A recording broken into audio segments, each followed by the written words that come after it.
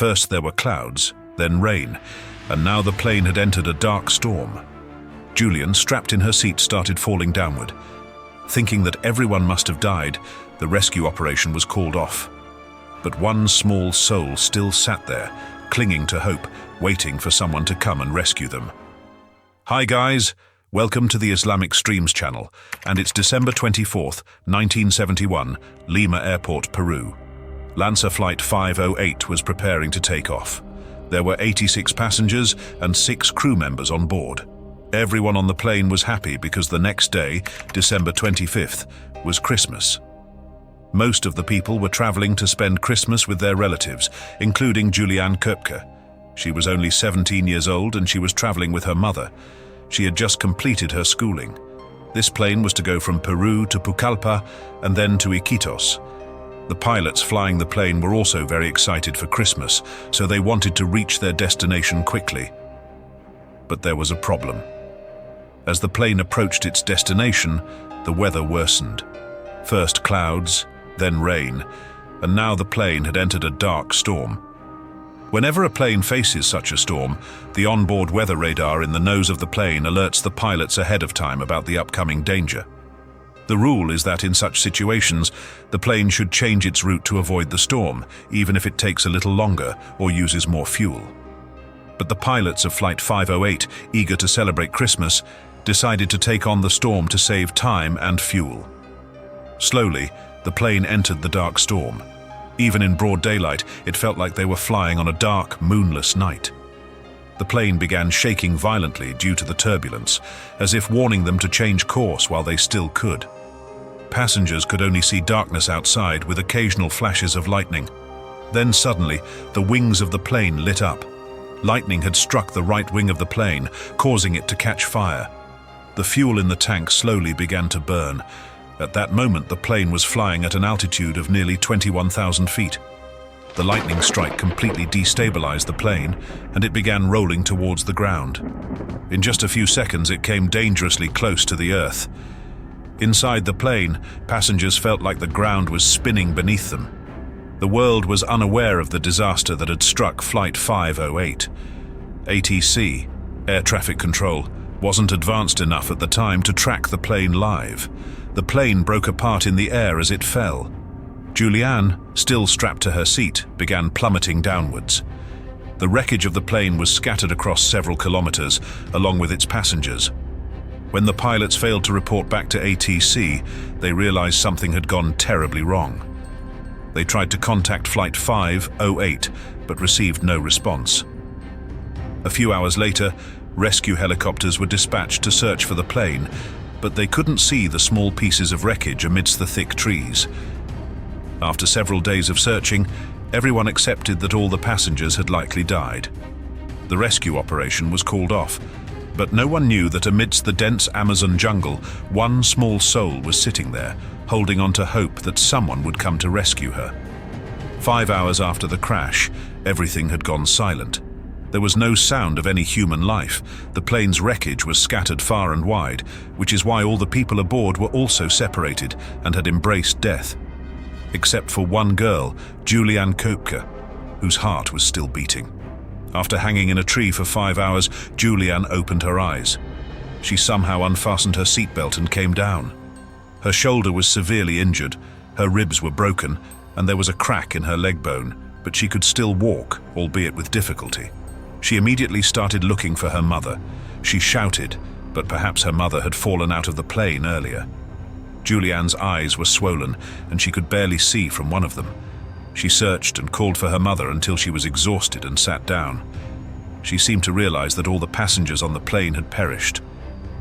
Time passed, and evening came.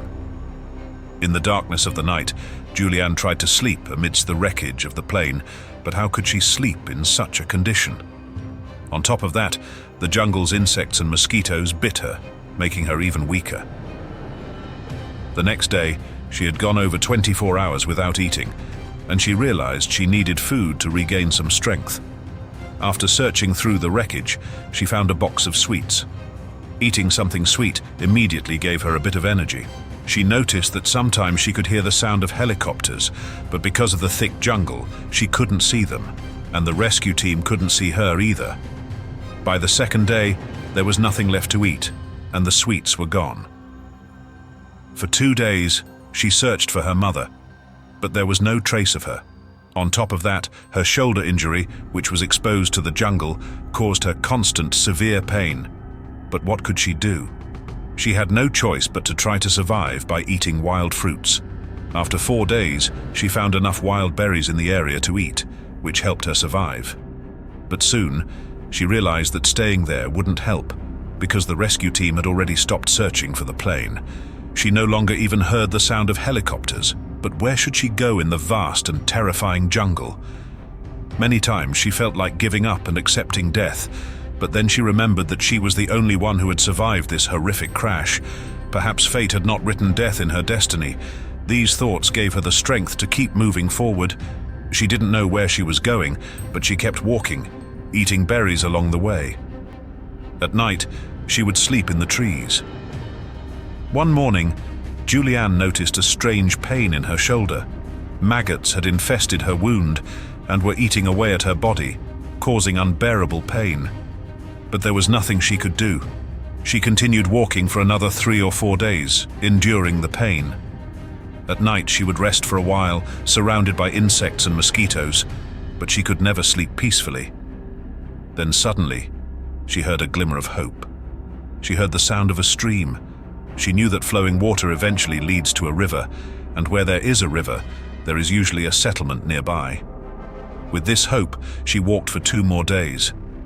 At night, she was terrified by the thought of wild animals lurking by the river. Who knew what kind of animal might be waiting to pounce on her? After all, animals also come to the river to drink water. But Julianne was fortunate. She didn't encounter any wild animals. Walking by the river gave her easy access to drinking water as well. On the 10th day after the crash, on the 11th day, she spotted a hut by the river. After so many days, she saw something made by humans. There were no people there, but there was a container of gasoline. She immediately took the container and poured the gasoline onto her wounds. She had seen her father do this once when he was injured to kill the maggots in his wound. The gasoline caused her so much pain that she fainted right there. When she woke up, she saw some people standing around her. They were speaking in Spanish. Julianne's father had taught her some Spanish, so she knew enough to tell her story to them. After learning the truth about Julianne, they helped her.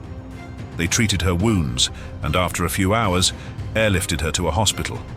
Thanks to Julianne, they were able to locate the plane wreckage and also her mother. According to the doctors, Julianne wasn't the only survivor of the crash. 14 other people had survived the crash, but they were in critical condition. Waiting for the rescue team, they all passed away. Experts also believe that Julianne survived because she was seated in the second row, which was a 2-seat row, while the other side had 3 seats. This may have helped her remain more securely strapped in, which ultimately saved her life. Julianne later got married and is living a happy life today. You can find some of her interviews on YouTube. She also wrote a book. So, that's it for this video. If you liked it, give it a thumbs up, and if you didn't, give it a thumbs down. But in both cases, subscribe to this channel because there's a lot to learn here. See you in the next video. Until then, keep watching and learning.